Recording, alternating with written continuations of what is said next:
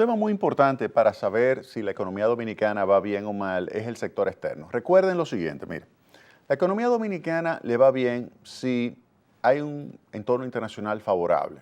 Y ese entorno internacional se caracteriza por, uno, crecimiento de los Estados Unidos.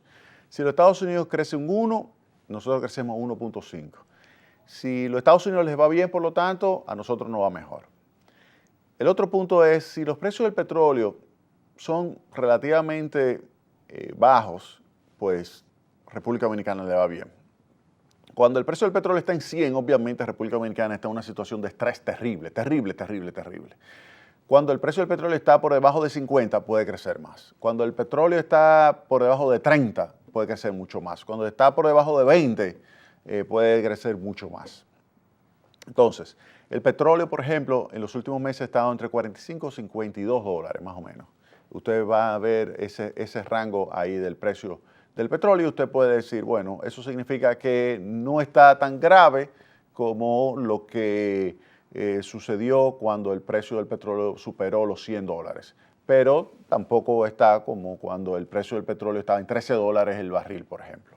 Eso significa que entre 45 y 50 es manejable para la economía dominicana. Entonces, ese es otro punto. Y el otro punto importante externo que también influye sobre el crecimiento de la economía dominicana es el de tasa de interés. Cuando la tasa de interés internacional es relativamente baja, República Dominicana puede ir a los mercados de capitales, endeudarse, no solamente al gobierno, sino también al sector privado y con esos recursos expandir el nivel de inversión privada o el nivel de inversión pública.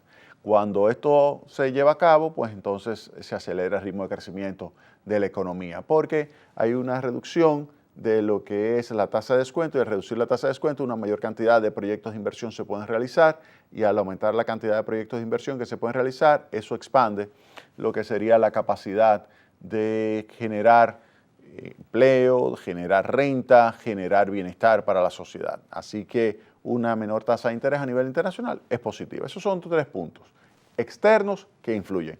Lo otro que también influye es el tipo de política económica que se está ejecutando. Si hay una política monetaria basada en metas de inflación que asegura que la tasa de inflación está dentro del rango meta y los agentes económicos saben que la tasa de inflación va a estar entre 4% más o menos 1, dice, bueno, entonces no hay ningún problema con mis expectativas, puedo hacer mis cálculos de decir, bueno, cuál va a ser mi tasa de interés real, cuál va a ser la variación de mis precios relativos, es decir, los precios de mis productos, cómo se van a modificar dada esa tasa de inflación. Todos esos elementos se pueden analizar muy bien, con mucha previsibilidad.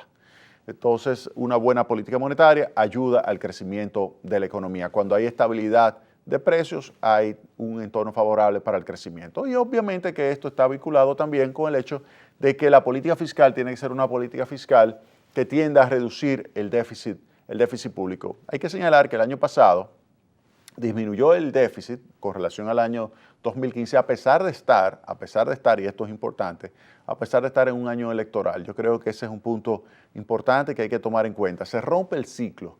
El ciclo, recuerden, el año pasado el déficit del sector público no financiero estuvo por debajo del 3% y hay que recordar que en el año 2012 el déficit fue 6.7%, es decir, que hay una reducción de casi 4 puntos porcentuales en esos 4 años y esto crea un entorno favorable para que el sector privado pueda expandirse. Cuando hay un déficit público muy grande, el sector público saca de circulación al sector privado, lo expulsa, eso es lo que se llama el efecto crowding out, lo expulsa al sector privado porque presiona el mercado de fondos prestables y sube la tasa de interés y al subir la tasa de interés expulsa el sector privado y eso impacta de una forma desfavorable la actividad económica, aun cuando el sector público esté llevando a cabo un proceso de demanda agregada importante. Así que esta reducción en el déficit público también ha sido favorable porque ha creado el entorno para que el sector privado pueda expandirse. Entonces, tanto del sector interno, desde el punto de vista de la política económica, como el sector externo, ha sido favorable para la República Dominicana. Y con relación al sector externo, creo que vale resaltar, por ejemplo, fíjense ahí el saldo de cuenta corriente. Miren esto. Esto es enero-marzo, desde el año 2012. Fíjense en el año 2012, el déficit en cuenta corriente de la balanza de pagos. 500 millones de dólares en el primer trimestre del año. 500 millones de dólares. Ya en el año 2013 bajó a 175.6 millones de dólares. En el año 2014, 159.7. En el año 2015, 226 millones de dólares. 2016, 385 millones de dólares.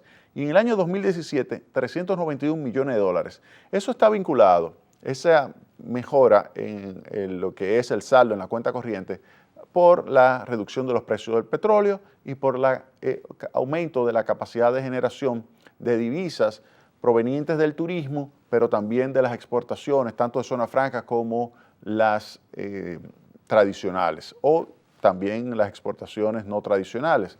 Así que todo esto ha favorecido a esa reducción del déficit en cuenta corriente de la balanza de pagos. ¿Y qué ha favorecido esto? La acumulación de reservas internacionales.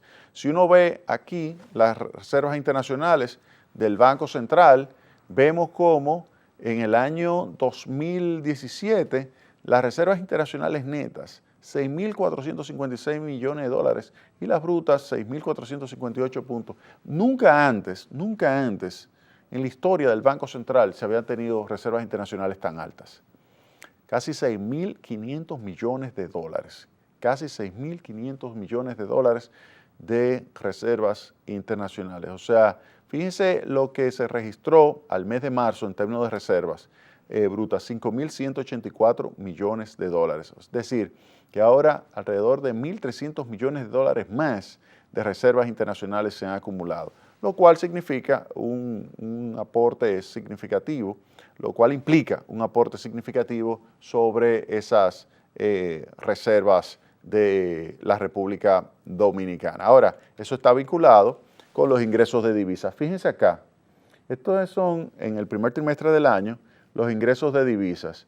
Esto incluye las exportaciones de bienes, los ingresos por turismo, las remesas familiares e inversión extranjera directa. Vuelvo y repito, exportaciones de bienes, los ingresos por turismo, las remesas familiares y la inversión extranjera directa. Es decir, que ahí no hay desembolso de deuda ni nada por el estilo.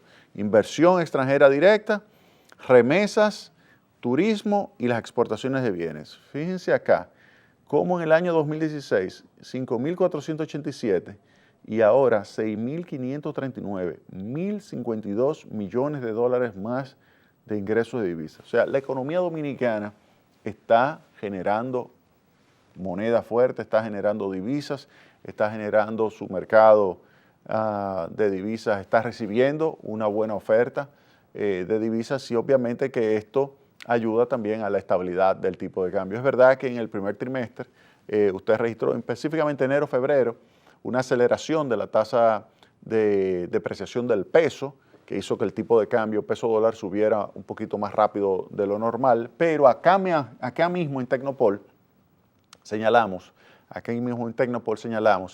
que esa depreciación estaba bien relacionada con el tema de la estacionalidad del tipo de cambio. Siempre hay un aumento de la demanda de divisas en el periodo de enero-febrero, hay una reducción de la demanda de pesos en ese mismo periodo, y esto hace que entonces usted observe cierta tendencia a la depreciación de la moneda local. Eso siempre sucede en enero, febrero, pero señalamos que había suficientes divisas para poder satisfacer esa demanda. Miren acá los ingresos por divisas con más detalle. Fíjense acá, exportaciones de bienes, tanto de zona franca como nacionales. Fíjense acá, las nacionales pasaron de 1.011, esto es en el trimestre de enero-marzo, 1.011 millones, 1.012 a 1.064, y las de zona franca pasaron de 1.260 millones de dólares a 1.321. Es decir, que en general las exportaciones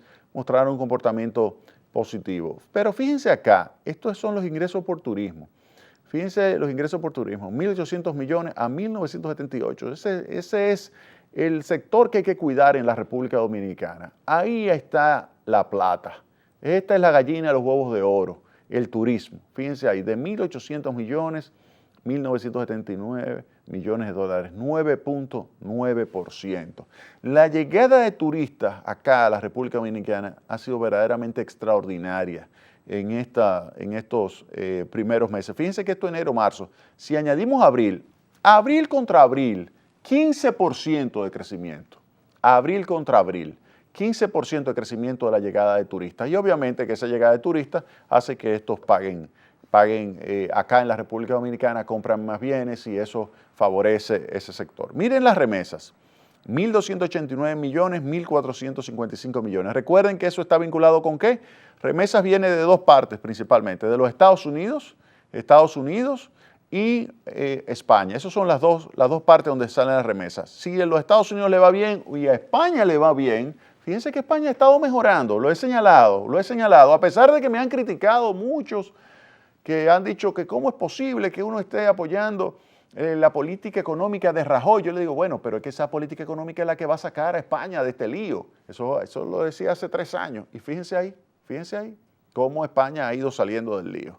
Miren acá, las remesas cómo ha aumentado, 12.9%. Y la inversión extranjera directa, que ha pasado de 125.7 millones de dólares a 720.4 millones de dólares. Un incremento de 473. Hay que señalar, con relación a la inversión extranjera directa, que República Dominicana es de los pocos países de América Latina que se ha mantenido atrayendo inversión extranjera directa. República Dominicana es una economía estable, en crecimiento, que favorece, que protege la inversión extranjera y eso estimula que los capitales quieran venir a la República Dominicana por la tasa de retorno más elevada que pueden obtener aquí de lo que pueden obtener en su país de origen. Vámonos a la pausa.